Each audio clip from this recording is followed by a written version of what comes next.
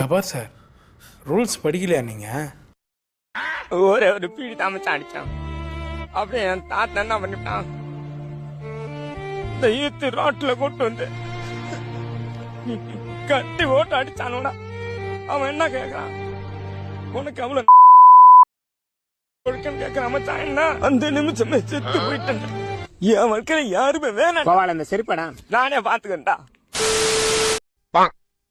Hi guys, so வணக்கம் நேயர்களே, நான் உங்கள் ஆர்ஜே விஷால். நீண்ட நாட்களுக்கு பிறகு ஒரு வீடியோ. சந்தோஷமா இருக்கீங்களா, நல்லா இருக்கீங்களா? ஸோ இன்னைக்கு நாங்கள் என்ன பார்க்க போறோம்னா, அதுக்கு உனக்கு இப்போ தான் அந்த சேனலுக்கு ஃபர்ஸ்ட் டைம் வந்திருக்கீங்களா, மறக்காம சப்ஸ்கிரைப் பண்ணுங்க, எல்லாத்தையும் லைக் பண்ணுங்க, ஷேர் பண்ணுங்க. இந்த வீடியோ உங்களுக்கு பிடிச்சிருந்தா மட்டுமே கமெண்ட் பாக்ஸில் கமெண்ட் பண்ணுங்க. ஸோ இன்னைக்கு நான் பார்த்துருக்கேன் வீடியோ வந்து, ஸோ ரீசெண்டாக நாட்களில் வந்து நார்மலாக ரீல்ஸ் இந்த மாதிரி பல விஷயங்கள் வந்து சோசியல் மீடியாவில் வைரலாக பரவிக்கிட்டு இருக்கு. ஸோ அந்த மாதிரி வீடியோ தான் இன்னைக்கு நாங்கள் பார்க்க போகிறோம். ஆட்டத்தை சரியா முடிக்கணும்னா எப்போ வேகப்படுத்தணும்னு தெரியும்.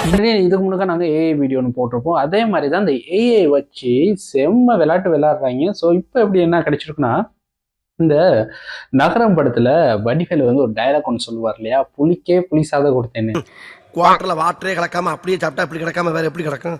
ஸோ இந்த சீனை கிரியேட் பண்ணி வச்சிருக்கிறாங்க, வேற லெவல்ல இருக்குங்க. போன வாரம் முதுமலை காட்டுக்கு போயிருந்தேன்.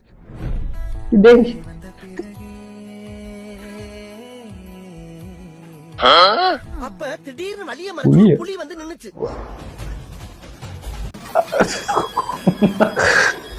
வேற லெவல்.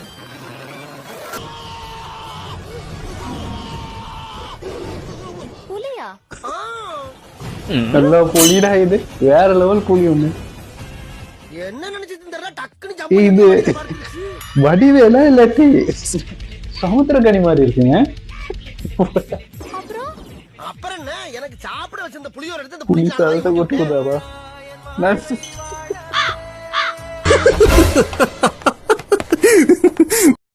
வடிவேல காட்டினாங்களா இல்லாட்டி சமுத்திரக்கனியை காட்டினாங்களா? ஸோ நல்லா சீன் கிரியேட் பண்ணி வச்சிருக்காங்க, வேற லெவல்ல இருக்கு. ஸோ இப்போ நம்ம இமேஜின் பண்றதெல்லாம் இப்போ வந்து வீடியோவா எடுத்துக்கலாம். ஸோ ஏஐனால நீங்களும் இந்த மாதிரி வீடியோ ட்ரை பண்ணியிருந்தா எனக்கு அனுப்பி வைங்க, பார்ப்போம் அது எப்படி இருக்குன்னு. ஆனா இந்த வீடியோ வேற லெவல் மாசுங்க. ஸோ உண்மையிலே சொல்றேன்னா, சுப்பிரமணியபுரத்துடைய நம்ம சமுத்திரக்கனிய நல்லா கொண்டு வந்திருக்கிறாங்க, வேற லெவல் இருக்கு. எப்போ நேத்து நைட் என்ன செய்யறான்? சர்ப்ரைஸ் கிஃப்டா?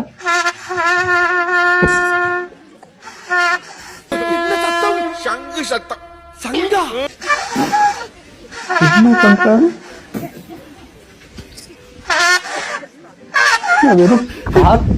வருது. அடே இது வேற லெவல் அல்டிமேட்டடா. ஹாப்பி பர்த்டே என் தம்பிக்கு, ஹாப்பி பர்த்டே. சோ எனக்கு சர்ப்ரைஸா இருக்கு, ஏன்னா இவன் வாசிப்பு வந்து வேற லெவல். என்ன பண்ணிட்டு இருக்க பாக்குறிய தெரியல? நாசுரம் வாசிக்கிறேன். விரல வச்சு ஓட்டைய மூடுறேன். விரல வச்சு ஓட்டையை மூடினா தான் சத்தம் வரும். அப்புறம் எதுக்கையா அதுக்கு ஓட்ட போட்ட? கொண்டு போக முன்னுக்க ரியர்சலை பார்த்துருந்தா இவ்வளவு நடந்திருக்குமா? நான் லோ பட்ஜெட்ல பிளே பண்ணிருப்பான் போல. இவனும் நம்ம மாதிரி வாய் மட்டும்தான் போல, சும்மா வாயில வாசிச்சிருவேன்னு சொல்லியிருப்பான். ஸோ வேற லெவல்டா, வேற லெவல். இந்த பாட்டு தாங்க ட்ரெண்டிங்கா இருக்காங்க. ராம் சரண்ட்டு அந்த ஸ்டெப்ஸ் ஒன்று வந்து இருந்துச்சு.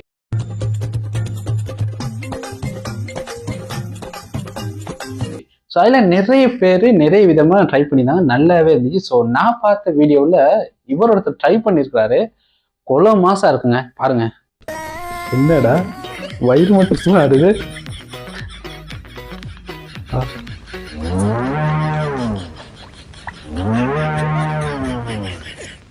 இது என்ன இது?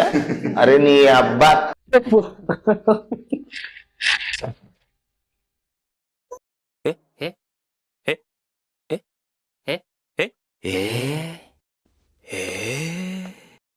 மனுஷனை பாராட்டலாம், வேற லெவல்ல ஸ்டெப்புங்க. ஸோ நமக்கே உட்காந்து இந்த மாதிரி செய்யணும்னு தெரியல, இவ்வளவு பெரிய உடம்ப வச்சுக்கிட்டு அதுவும் கிளியான இருப்பு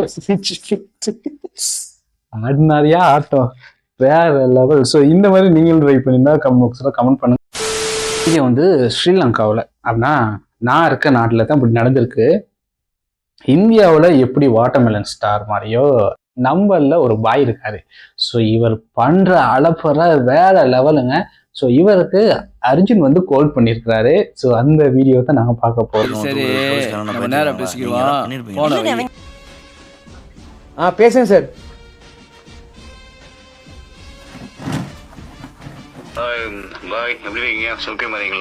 இருக்கிறேன் சார், நல்லா இருக்கிறேன் சார். நான் நல்லா இருக்கிறேன் சார். நான் எல்லாரும் நம்புறாங்கல்ல சார்.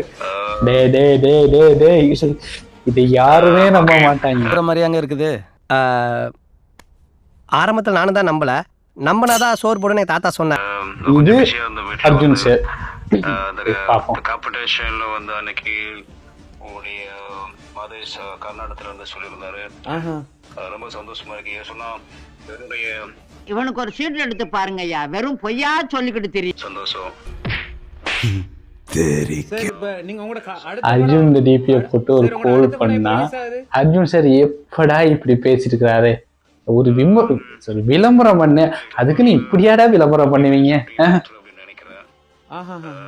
இன்னொரு படம் நான் இது பண்ணிக்கிட்டு அமன் பாய் உங்களுடைய படம்லாம் எப்படி போகுது சார்? 2ஆம் தேதி வெளியாயி சார். 2ஆம் தேதி வரையும் சார்.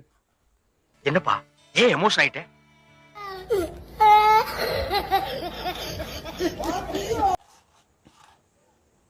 ரொம்ப சந்தோஷம். வந்து உங்களுடைய டிக்டாக்ல ரொம்ப ஃபேமஸா இருக்கீங்க.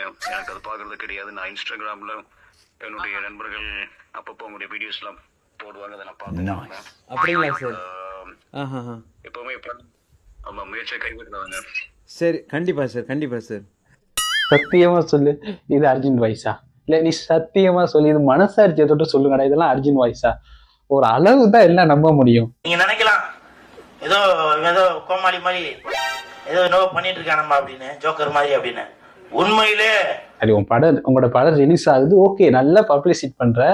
பட் இப்படியெல்லாம் இறங்கி பண்ணி ஏன் எதுக்குன்னு தான் தெரியல. இவரும் ஸ்ரீலங்காவில் வருங்கால ஒரு ஆக்ஷன் ஹீரோ. ஸோ இவரை மிஸ் பண்ணாதீங்க. பட வாய்ப்புகளை நிறைய தேடிக்கிறாரு, பார்த்து கொடுத்து விட்டுருங்க. இப்போ பார்க்க போறது வந்து ஒரு ஜோசியர் மாட்டிக்கிட்டாருங்க. அந்த மாட்டின வீடியோ தான் இப்போ ட்ரெண்டிங்கா ரோல் பண்ணிக்கிட்டு இருக்கு. சோசியம் சோசியம் சோசியம். அப்ப நீங்க வந்து முகத்தை பார்த்து அவங்க எதிர்காலம் எப்படி முகத்தை பார்த்தா அப்ப நம்ம முகத்தை பார்த்து எதிர்காலம் எப்படி இருக்குன்னு சொன்னா நல்லா இருக்கும். இது உங்களுக்கு ஒரு கேவலமான பிறப்பு. எனக்கு தெரியும் நீங்க என்ன நினைக்கிறீங்க, எனக்கு நல்லா தெரியுது. நெற்றில முடிகள் இருக்கக்கூடாது.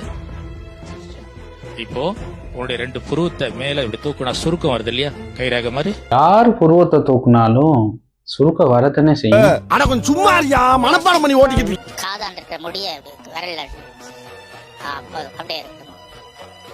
இந்த காதோர இருக்கிற மச்சம் ஏற்கனவே பிறந்ததுல இருக்க டாக்டரா எல்லாரும் பேனு பாக்குறானா? நீங்க மாத்தி சொல்றீங்க.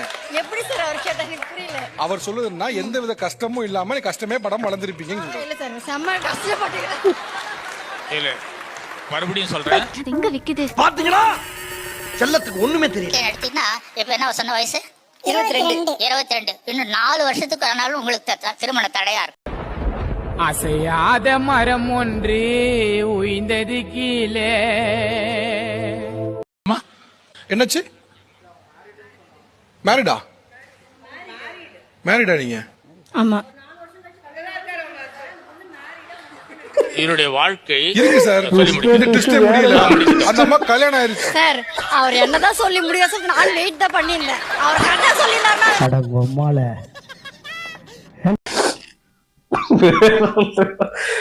ஜோசியம் என்ன பொறுத்த வரைக்கும் பக்கா ஏமாத்து வேலை தான். பட் உங்களுக்கு எப்படின்னு தெரியல, ஒருத்தவங்களுக்கு ஒரு ஒப்பீனியன். நான் அதை சொல்ல வரல.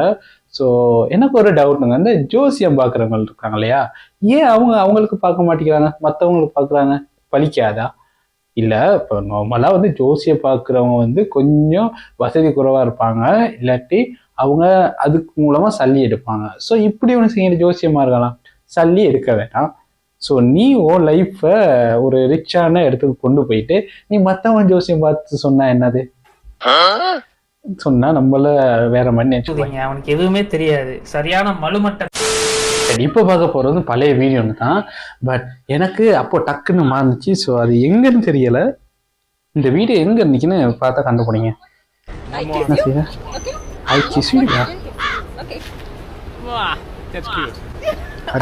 நல்ல ஆக்ஷன் பிளாக் மாட்டிருது. ஃபுல் என்ஜாய்மெண்ட் தான். வாங்கடா. கிஸ்ஸா வெள்ளத்தோட கண்டக்கூடாதே. ஆட்டோகிராஃப் எடுக்கிறதுக்கு அளவுக்கு வேணும் பெரிய பருப்பா. இந்த புள்ளிகளே இப்படிதான். எல்லாத்தையும் பிரச்சனை இல்லை, கூப்பிட்டு இப்படி ஒரு கிஸ் பண்ணி ஜஸ்ட் ஃப்ரெண்டுன்னு ஒரு வார்த்தை யாராச்சும் சொல்லியிருக்கீங்களா? இப்ப புரியுது, இந்த தோலை வச்சுதான் நிறைய பேர் ஜட்ஜ் பண்றாங்கன்னு. ஸோ அதை பெஸ்ட்டே நிப்பாட்டணும். கண்ணு உறுத்துதில்ல, எவ்வளவு கேவலமான யோசனை. ஸோ இவ்வளவு கிஸ் பண்றவ நம்ம பசங்களை யாராச்சும் கூப்பிட்டு ஒரு கிஸ் பண்ணா என்னது கேட்டா வேணாம்.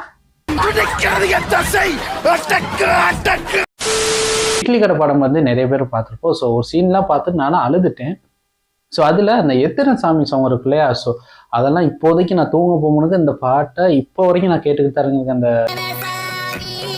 இதில் ஒரு சீன் ஒன்று நம்ம பசங்க கண்டுபிடிச்சிருக்காங்க. இது என்ன சீன்னா, அந்த இட்லி கடை பிடிக்கிறதுக்காக நம்ம என்ன செய்வார், தனுஷ் வந்து குளிப்பார் இல்லையா. ஸோ அதுக்கு பக்கத்தில் நல்ல சுடு தண்ணி இருக்கும்.